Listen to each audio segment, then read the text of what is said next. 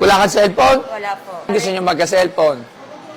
Gusto ko lang, basta gusto ko magkaroon ng cellphone. Pa-follow mo ba yung cellboy kaya si Boss Toyo pag binigyan ka ng cellphone? Yes! Totoo? Yes!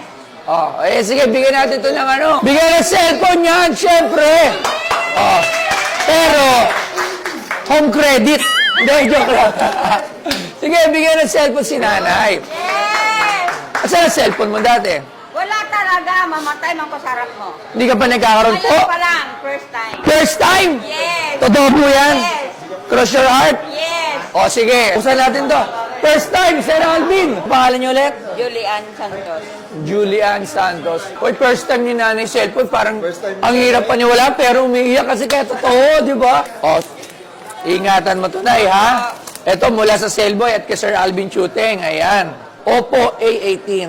Wow. Uwi ka ngayong may cellphone. Selfie tayong tatlo, ha? Meron ka ng picture namin. Ayan. Bakit kayo naiiyak? Siyempre happy.